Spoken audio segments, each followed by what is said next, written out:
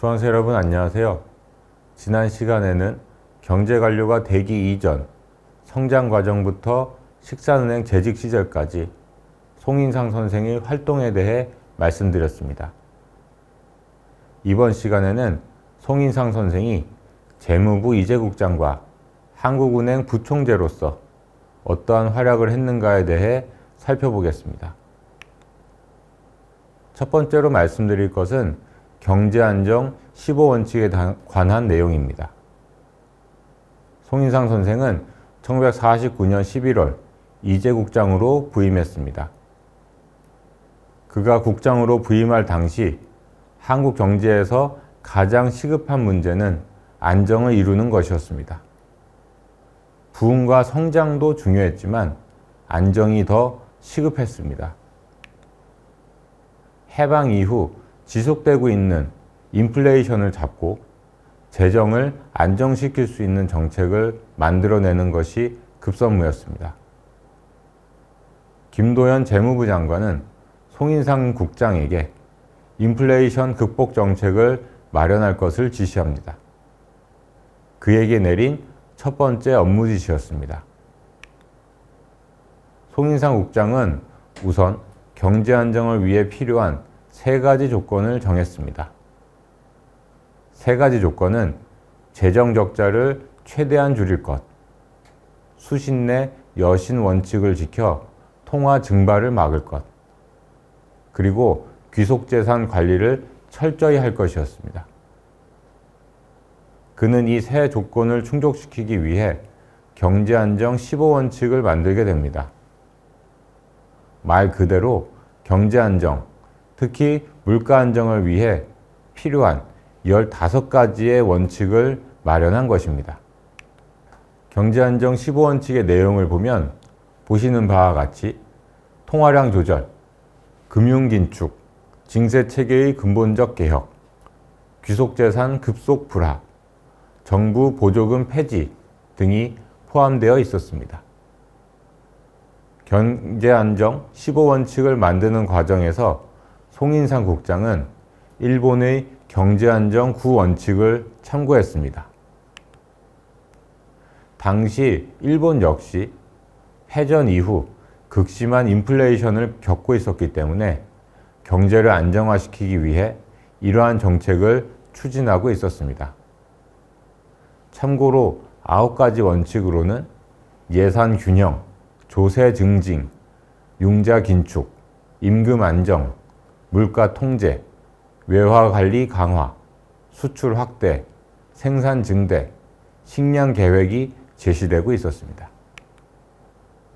이를 비교해 보면 결국 송 국장은 경제안정 9원칙을 기반으로 몇 가지 원칙을 추가해서 경제안정 15원칙을 만들었다고 할 수 있겠습니다. 당시 한국의 경제정책을 조율하기 위한 한미 간 협의체인 한미경제안정위원회가 막 만들어져 있었습니다. 이 위원회의 핵심 사안은 한국의 인플레 문제를 해결하는 것이었습니다. 송인상 국장이 만든 경제안정 15원칙은 이 위원회를 큰 문제 없이 통과했습니다. 그러나 국무회의 심의 과정에서는 진통을 겪어야 했습니다. 자유경제체제에 기반한 이러한 정책이 당시 상황에서는 맞지 않는다는 비판 때문이었습니다. 경론 끝에 경제안정 15원칙은 국무회의를 통과하였고 1950년 3월부터 시행되었습니다. 이 원칙에 따라 정책이 집행된 결과 통화량 증가가 억제되는 등 경제안정 측면에서 성과가 나타났습니다. 그러나 이 원칙은 불과 3개월밖에 시행되지 못했습니다. 같은 해 6월 한국 전쟁이 발발했기 때문입니다. 이처럼 단기간 시행되다 중단되었다는 점에서 어떻게 보면 송인상 국장이 경제안정 15원칙을 만든 것은 한국 경제사에서 그리 중요한 일이 아닐 수도 있습니다. 하지만 경제안정 15원칙은 한국의 경제관료에 의해서 만들어진 거의 최초의 경제정책다운 정책이었으며 이후 경제정책 수립의 주춧돌이 되었다는 점에서 충분한 의의를 지닌다고 평가할 수 있겠습니다. 이제 송인상 선생이 이재국장으로 있으면서 남긴 중요한 업적 중 하나인 한국 최초의 국채, 건국국채 발행에 대해 말씀드리겠습니다. 그가 이재국장으로 부임할 당시 국고는 바닥나 있었습니다. 그렇다고 재정을 확충하기 위해 세수를 늘릴 수 있는 형편도 아니었습니다. 많은 국민이 입에 풀칠하기도 힘들어하는 상황에서 증세를 할 수는 없었기 때문입니다. 이러한 상황에서 송인상 국장은 김도연 재무부 장관에게 국채 발행을 제안했습니다. 여유가 있는 국민들의 애국심에 호소해 보기로 한 것입니다. 그런데 당시에는 국채 발행에 필요한 법적 근거조차 마련되어 있지 않았습니다. 그만큼 당시 한국 경제는 기틀이 마련되지 못한 상황이었습니다. 따라서 먼저 관련 법부터 만들어야 했습니다. 송 국장은 이재국 직원들을 동원해 국채법과 국채금 특별회계법을 만들었고 이들 법은 1949년 12월 국회를 통과하게 됩니다. 그리고 이들 법에 근거해서 대한민국 국채의 효시가 된 건국국채가 발행되었습니다. 이것은 당시 실제로 발행되었던 건국국채입니다. 국채에 대한 반응은 나쁘지 않았습니다. 1950년 초 신문 기사를 보면 건국국채는 전 국민의 애국적인 열성으로 다대한 성과를 거두고 있었다고 합니다.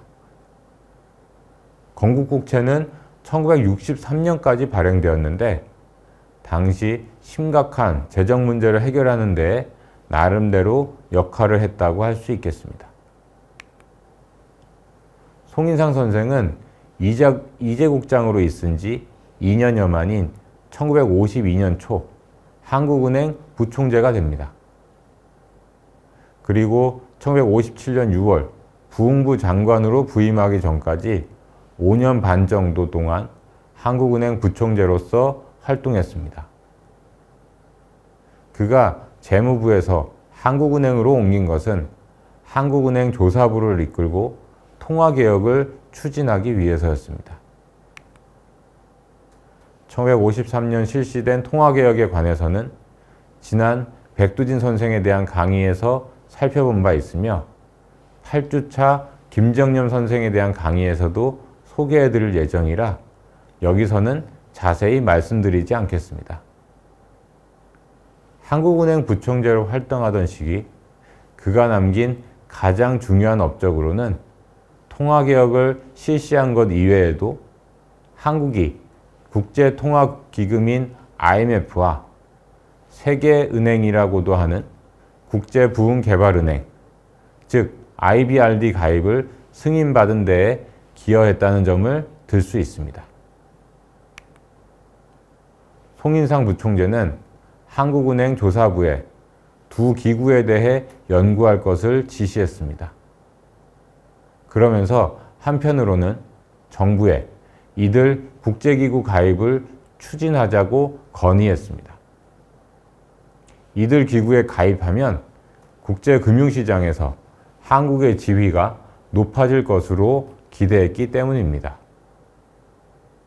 그러던 중 1953년 5월 송 부총재는 미국 연방준비은행에 연수를 가게 됩니다. 이때 그에게는 연수보다 더 중요한 임무가 부여되어 있었습니다.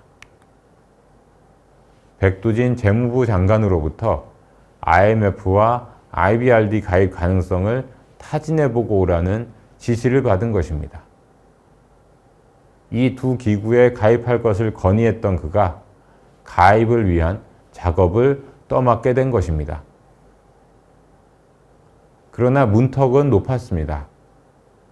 미국으로 건너간 송 부총재는 수도 없이 요청한 끝에 겨우겨우 IMF의 전무를 만날 수 있었고 IMF 가입을 희망한다는 의사를 전달했습니다. 그러나 IMF로부터 인플레이션부터 해결하고 오라는 이야기만 듣게 됩니다. 일본의 와타나베 주미공사로부터 얼마 전 일본이 두 기구 가입에 성공하는 데에 미국 국무성이 중요한 역할을 했다는 이야기를 듣고서는 미국 국무성문도 수차례 두드리며 도움을 요청했습니다. 하지만 국무성도 크게 관심을 기울여주지 않았습니다.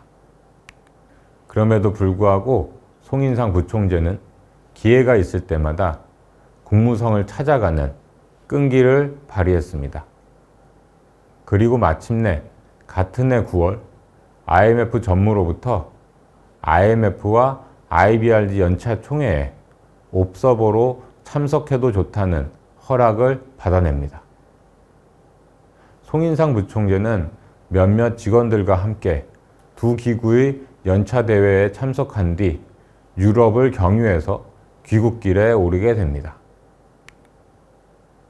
이렇게 해서 한국은 두 기구에 발을 들여놓을 수 있게 되었습니다.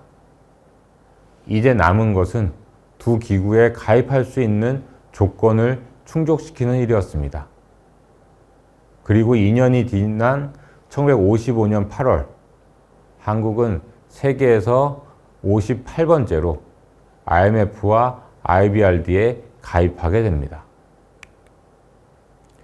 IMF와 미국 국무성의 거듭된 외면 속에서도 일국의 중앙은행 부총재로서의 체면도 버린 채 물러서지 않았던 송인상 부총재의 집념이 있었기에 한국은 이들 기구에 이처럼 조기에 가입할 수 있었다고 할 수 있겠습니다.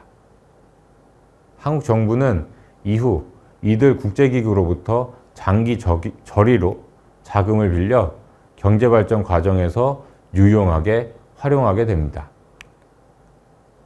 이번 시간에는 송인상 선생이 이재 국장과 한국은행 부총재로서 펼친 활약에 대해 살펴보았습니다.